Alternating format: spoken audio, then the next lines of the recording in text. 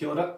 Welcome to module 8 of the One Tao Kung Fu teachers training modules. This is my video essay on Invincible stance and guard. So firstly, right off the bat, first important question or observation you may be making is, why is this guy wearing a hat inside on a rainy day? Well, three responses really. One, well, it might not be raining where you are, so it's always sunny above the clouds. Remember that. Number two, I'm a ginger, so I can tan indoors. And number three, oh whoops, sorry, didn't mean to give you that, was they are awesome hats, and you can get yours too at One Tao Style, which I'll put a link below this video.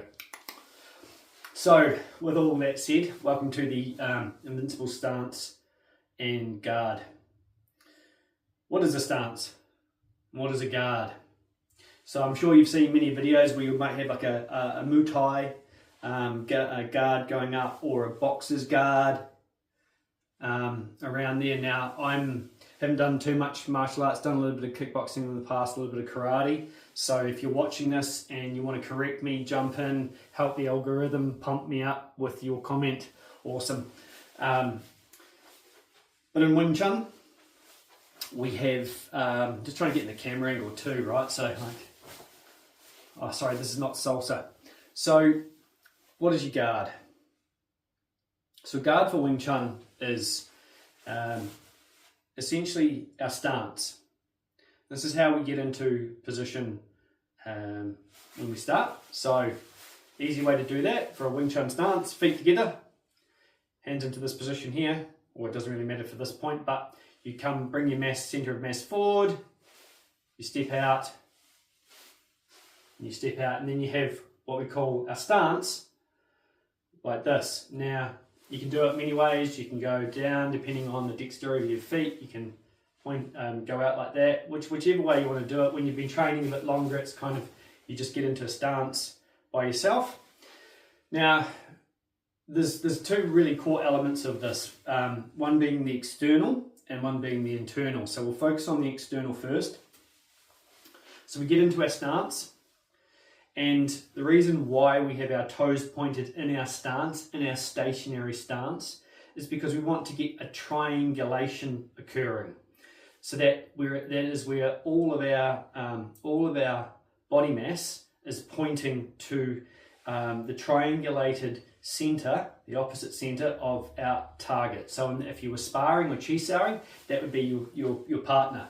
And if you were doing just this first form, the Sunam Tao form, that would be where you were aiming. Now, generally, that is, got a trusty tennis ball here. So it is not. Some people say, you get fist length away, and that works fine if you've got a dummy, to get fist length away from the dummy. But so we to drop that tennis ball, that would go down to about there, which you can't actually see. And short answer, it's not there. It is actually where your foot would go to. So that just cut out, and I'm going to have to figure out how to splice that. So bear with me when I do. One of the biggest challenges that people have when they first start is that they come into their stance and they drop down and do that, and that puts a lot of pressure on the physical structure of your stance, the external structure, so your muscles. You don't want to do that. You actually, when you come down, it's not sinking down, it is bringing your center of mass forward slightly. Your knees come forward, and that's when you come out, and then there is a line from your knee upwards to here. And this is how we generally do our form. And then what about the arms, you say? Well, how do we get our guard into the arms? What you do is an easy way to do this is start from your hips, and then you bring it up. And then it looks like that. So you start from your hips, and you bring it up. Now that gives you, from an external point of view, some structure. It gives you from a physics point of view, a triangle.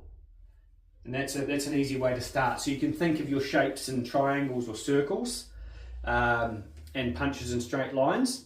When you become more advanced, and it's actually layered upon layered, so circles within triangles and triangles within circles, because it's the intention of things. But that's I'll speak to that shortly. So once you've got your guard, now we don't keep our guard wide like that, and we don't keep it narrow like that, because if it's wide, it takes longer to react to something coming down the center. If it's wide and our guard's here, it takes longer to go up. Now, you want to be somewhere in between, but essentially covering your angles of attack, and that's what you always want to think of with your guard. So you want to cover your angles of attack, and you don't want to be, another thing to watch out for is you don't want to have not enough space in here, because then there's less time for you to react, or less reaction space. It allows people into your space, which we don't want to do.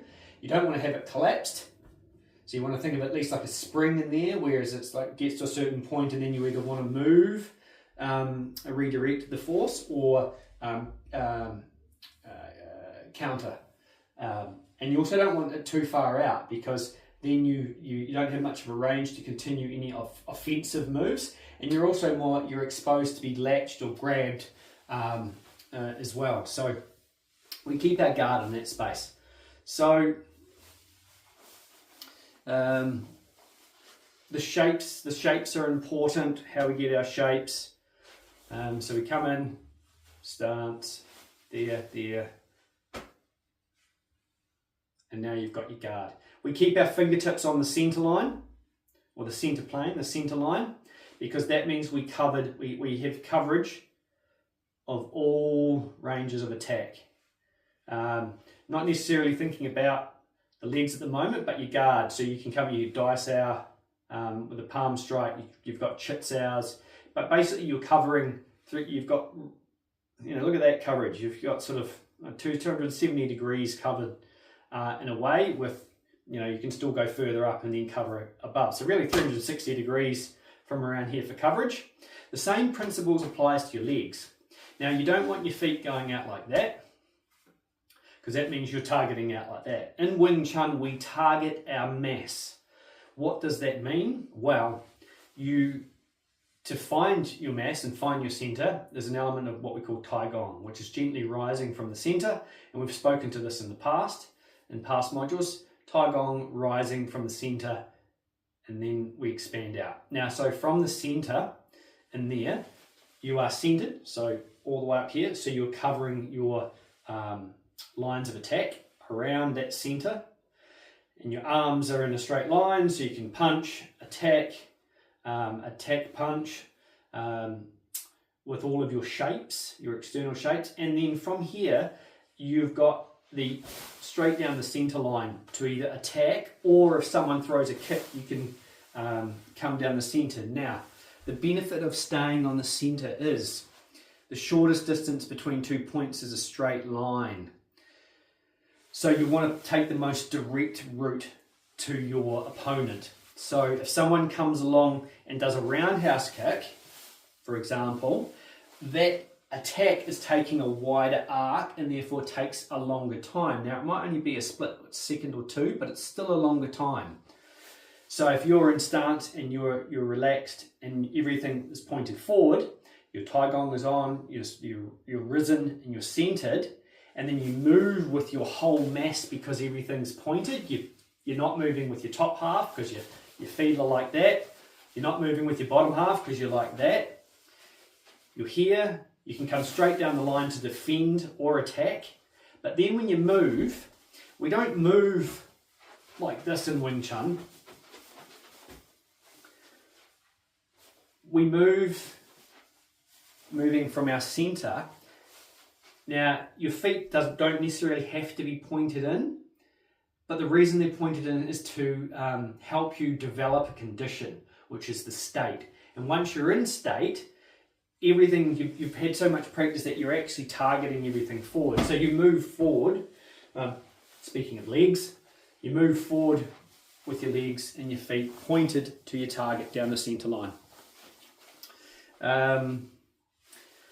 So I think that covers most of the external elements of it, and there's a little bit of internal. So we'll move into the internal part. Now, if you are facing, do you know that the principle of Wing Chun is a smaller, weaker opponent can defend themselves against a bigger, stronger opponent. Now, a way to how you get to that condition is by first making your shapes beautiful. So making your stance and your guard beautiful, and then taking the shape and then working on the state. So the state involves, you can check out other videos on the state, but it is you're centered. So there's Taigong, there's centering, there's sinking, there's sensing of your space, and you need to sense first. So center, sense, then sinking, and then seeing, which is then moving your energy forward, filled with your highest intention. So that is, you know, unconditional love, joy, peace, puppies, spaghetti, you know, a good steak, you know, those sorts of things. So that's the internal element of it. And you layer, when you start, you learn your physical stance. Here we go. There's your physical stance and guard, right? You make your shapes beautiful. You've got nice triangular shape there. That angle's not collapsed. That's not down this way. Your arms aren't too far. Cool. Now we've got cool shape. We've got good shapes, beautiful shapes. And then what you want to do is then Taigong, center, sense your space, sink, see, and then you'll notice that your hands aren't floppy like this, right? A way to tell that if someone's not targeting and not potentially distracted mentally is if there's no activity in their fingertips or their feet. So their toes will be out like this and their hands will kind of be like that. You want to make your shapes beautiful by having intention and thought and sensing and sinking and everything pointed to where you're targeting. So even though my target's here, I'm guarding, my fingers are pointing up. It's actually targeting towards my head and the reflection of the camera. So that when it comes down in different angles, that's still being targeted. And then with your shapes, so you've got a straight line, but that straight line is made from joint rotation. And hinges, so then you've got a triangle, so the triangle expands and then contracts. You've also got a circle expands and the circle contracts. And so that's a way that then you start layering the physics element and the physical shapes into and together with the internal. So you have a blend, you have strong physical structures being beautiful shapes, infused structure skeletally, and then added with your internal state. So how do you test that? What do you do? Ways you can test that, it's really good if you've got a partner for these ones. So one person gets into their guard, and you can do just have them push on your arm, and then you can do push and pull exercises. And so what you don't want to see is like this, oh, that gets collapsed, or this, and then that goes out that way, or that, and you follow along like this. If someone pushes you, you should be able to draw that down to the ground. More advanced practitioners will have Bei Fun Lei, which is give back or expand.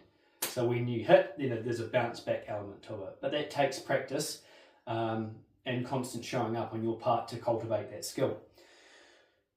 Then you can do pull. And so if someone pulls you and it's of greater force, your whole body moves with the pull. Not top half of that, but because you're Taigong and centered, you get pulled and you moved in the same position. Another way, you can do push-pull drills. You can do targeting and doing those push-pull drills. You can do a more advanced element of rolling the ball. So having a circular shape. So this is when you get into luksao, single sticky and double sticky hands, which are more advanced techniques and practice activities that are essential to cultivating a relaxed state under pressure. But essentially, you'll have your ball, and you will then have your partner put pressure on it, and you will then just keep your circular shape and rotate. So this one's more of a triangular shape, and the rolling the ball is more of a circular shape.